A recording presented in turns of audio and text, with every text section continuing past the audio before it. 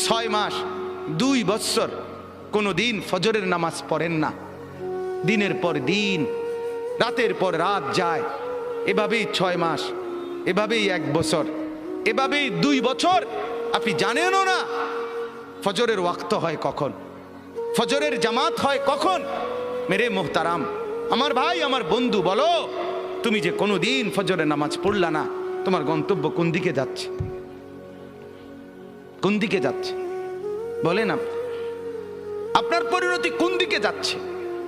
আপনি আল্লাহকে ভুলে গেছেন যে কতদিন হয়, আপনি যে আখেরাতকে ভুলে গেছেন এটা আজ কতদিন, আপনি যে কবর ভুলে গেছেন এটা আজ কতদিন, আপনার যে মালিকের কথা মনে হয় না সেটা আজ কতদিন। গোটা পৃথিবী দেখছে, আপনারাও দেখছেন। আল্লাহর দোহাই, আমি হাত ধরে ধরে প্রয়োজনে একজন একজন করে আপনার পায়ে হাত দিয়ে বলবো, আল্লাহর কসম, ফজরের নামাজ, ফজরের নামাজ, ফজরের নামাজে অভ্যস্ত হন মুসলমান। এটা আমরা আগেও বলছি বারবার। কোরআন এবং সুন্নাহর বক্তব্য হলো ফজরের ওয়াক্ত ইনকিলাব, ফজরের ওয়াক্তে আল্লাহ তাআলা বারবার আযাব দেয়, ফজরের ওয়াক্তে আল্লাহ তাআলা বারবার বিজয় দান করে। আপনারা দেখছেন মালিকের আযাব, তুরস্ক, সিরিয়া, আল্লাহর ইচ্ছা। কেন দিছেন সেটা শুধু আল্লাহই জানে, কিন্তু হয়েছে কোন ওয়াক্তে? ফজরের ওয়াক্তে। ফজরের ওয়াক্তে ভোর 4:15 বাজে, মাটির সাথে মিশে গেছে, আস্থা বাড়ি ধ্বংসস্তূপ হয়ে গেছে, গোটা পৃথিবী কাঁপতেছে, গোটা পৃথিবী সমবেদনা জানাইছে, গোটা পৃথিবী মর্মাহত হয়েছে, কিন্তু ফজরের ওয়াক্ত।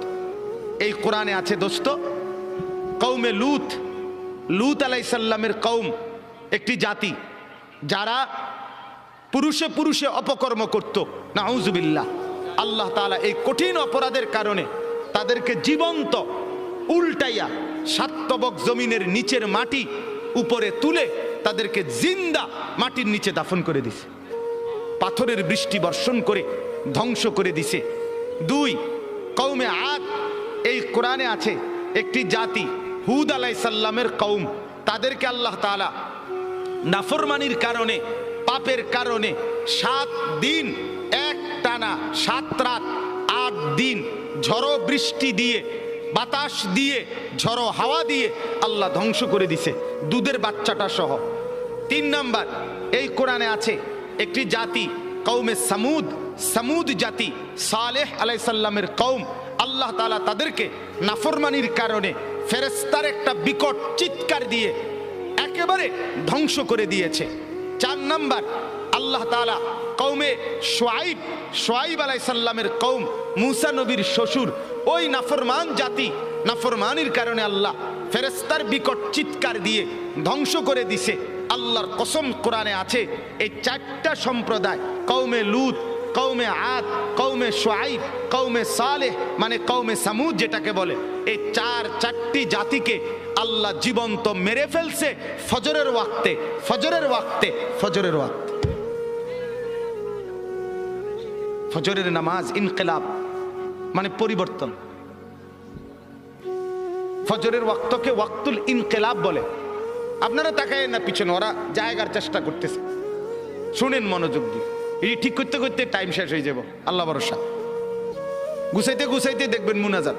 তা বলতেছি আপনার ওয়াক্তুল ইনকিলাব, পরিবর্তনের সময়।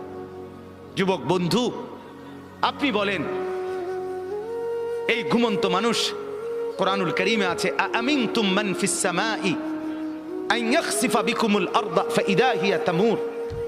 তুমি কি বান্দা রাত্রিতে ঘুমিয়ে নিজেকে নিরাপদ ভেবেছো ওই আল্লাহ থেকে যিনি আসমানে আছেন? তিনি ইচ্ছে করলে জীবন্ত ঘুমন্ত মাটির নিচে ধসাইয়া দিতে পারে। আম আমিনতুম মান ফিস সামাই আন ইউরসিলা আলাইকুম হাসিবা। আল্লাহ বলে, তুমি কি নিরাপদ ভেবেছো ওই আল্লাহ থেকে যিনি আসমানে আছে, যে তিনি ইচ্ছে করলে পাথরের বৃষ্টি বর্ষণ করে ধ্বংস করে দিতে পারে। আল্লাহ কোরআনুল কারীমে বলছে, আফা আমিনা আহলুল কুরা আন ইয়াতিয়াহুম বাসুনা বায়াতান ওয়া হুম নাঈমুন। সূরা আরাফের আয়াত। আল্লাহ বলে, বান্দা, আমি আল্লাহ থেকে নিজেকে নিরাপদ ভেবো না হতে পারে আমি, তোমরা সবাই ঘুমন্ত, এই অবস্থায় আমি আল্লাহ তাআলা ধ্বংস করে দেব। ঘুমন্ত মানুষগুলোকে আল্লাহ তাআলা 7.8 মাত্রার ভূমিকম্পের এক ধাক্কায় দাফন করে দিয়েছে, দাফন করে দিয়েছে। অতএব আবারও আল্লাহ নিজেকে দেখাইছে, চিনাইছে, বান্দা তুমি বারবার অল্প অল্প মাঝে মাঝে আযাব দিয়ে আমি রব্বুল আলামিন তোমাকে মনে করাই লাআল্লাহুম ইয়ারজিউন, তুমি যেন নাফরমানি ছেড়ে আমার কাছে ফিরে চলে আসো, ফিরে চলে আসো। অতএব এই আয়াত আল্লাহ কি বললেন? মনের চাহিদা, মনের চাহিদা। অসংখ্য অগণিত যুবক সারা রাত মোবাইলে উলঙ্গ ছবি দেখে, যে এটা কি প্রমাণ করে না সে তার মনের চাহিদার অনুসরণ করে? কথা বলেন না কেন? অসংখ্য অগণিত বোন সারা রাত পরের ছেলের সাথে অবৈধ প্রেমের আলাপ করে সারা রাত। তো এই বোন কি মনে হয়, আল্লাহকে খোদা মানে না মনের চাহিদাকে খোদা মানে?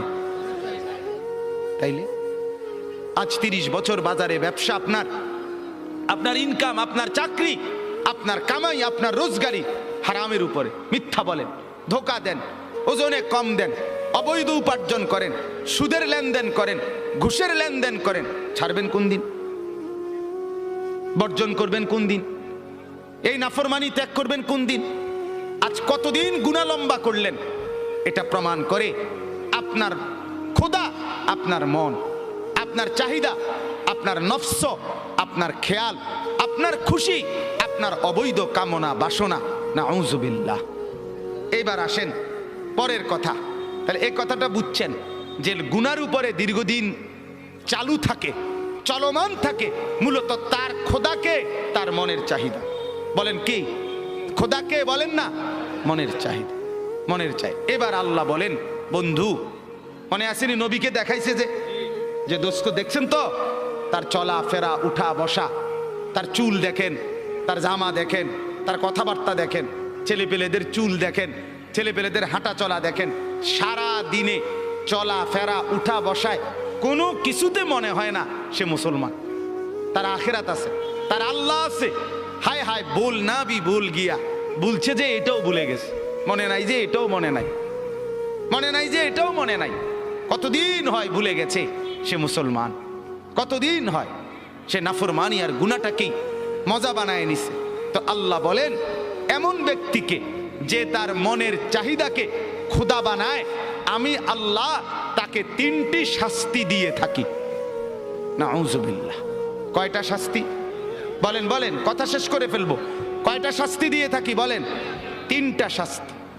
তাহলে আগে বক্তব্য আবারও বুঝলেন যে তার মনের চাহিদা মতো চলে, খেয়াল খুশি মতো চলে, আল্লাহর বিধান, আখিরাতের বিধান, পরকালের হুকুম, কোরআন সুন্নাহর কোনো বিধান এগুলো মানতে চেষ্টা করে না। মন যা চায়, স্ত্রী, ছেলে, মেয়ে, ঘর, পরিবার, নিজের জীবন, আয় উপার্জনে মনের খেয়াল খুশি মতো চলে, আল্লাহ বলেন আমি তাকে 3টা শাস্তি দেই। 1, ওয়া আদাল্লাহুল্লাহ আলা ইলমিন, আমি তাকে জ্ঞান দিছিলাম, বিবেক দিছিলাম, বুদ্ধি দিছিলাম, বিবেচনা দিছিলাম, দিমাগ দিছিলাম, সুস্থতা দিছিলাম, বুঝার মতো দক্ষতা দিছিলাম, সাথে সাথে বুঝবার মতো উপযুক্ত কিতাব কোরআনও দিছিলাম, বুঝাইবার মতো, মানে একসাথে ব্যাখ্যা করে ফেলতেছি, বুঝাইবার মতো উপযুক্ত আলেম, ইমাম, খতিব, ওলামা, আউলিয়া, বুজুর্গ, মাশায়েখ আমি তাকে দিয়েছিলাম। তাইলে আমি তারে বুঝবার মতো দেমাগও দিছি, আমি তারে গ্রহণ করার মতো কিতাবও দিছি, আমি তারে বুঝাইয়া দেওয়ার মতো আলেমও চতুর্দিকে তৈরি করে দিয়েছি। সে বিবেককেও কাজে লাগাইল না, সে কোরআনকেও ধরলো না, আলেমকেও অনুসরণ করলো না। ফলে মনের চাহিদা মতো চলতে চলতে 10 বছর, 20 বছর, 30 বছর, 5 বছর, 2 বছর, একদিন আমি আল্লাহ এই লম্বা সময় চলতে চলতে আদাল্লাহুল্লাহ, আমি তাকে গোমরা করে দিলাম। এবার লাঠি দিয়া তারে সরাই দিলাম, যা নাফরমান, যা যা, তুই শেষ। তোরে আর আলোর রাস্তা থেকে, হেদায়েতের রাস্তা থেকে, জান্নাতের রাস্তা থেকেই তোরে সরাই দিলাম। আর কোনোদিন তুই গন্তব্য খুঁজে পাবি না। আমার বাপ বলেন তো তখন পরিণতি কি হবে? কি হবে আমার বলেন? এক তো হইল সে আমার ছোট ভাই, তো দুষ্টামি করছে, ভুল পথে গেছে, কোন রকম অনিয়ম করছে, তা আমি তারে নিয়ে আসলাম, তাই না থাপ্পড় দিলাম, কনি দিলাম, মার দিলাম, ধমক দিলাম, শাসন করলাম, এরপরে বললাম সাবধান এদিক দিয়ে চলবি। তাহলে হতে পারে ক্ষণিকের কানছে, ব্যথা পাইছে পিঠে, হাতে, শরীরে, কিন্তু পথ তো আছে, ঠিকই না বলেন না কেন? পথে তো আছে। তাহলে এই আঘাত চলে যাবে একদিন, কিন্তু পথে তো আছে। আরেকটা হলো আমি দেখতেছি এই পরিমাণ রাগ করছি তার লগে, যে রাগ করে আমি দেখতেছি সে নাফরমানির রাস্তায়, ধ্বংসের রাস্তায়, জাহান্নামের রাস্তায়, আগুনের দিকে ছুটছে। আমি বললাম যা যা বেটা, তোর যেটা মনে করতে এটা কর, তোর মতো অসৎ, তোর মতো অসভ্য, তোর খবর না নিলে কি হয়েছে, তোর মতো ভাই আমার দরকার নাই। এবার সে নিজের মতো করে চলছে আর বরবাদ হচ্ছে। তাহলে ওইটা কি পরিমাণ ক্ষতি তার? কথা বলেন না।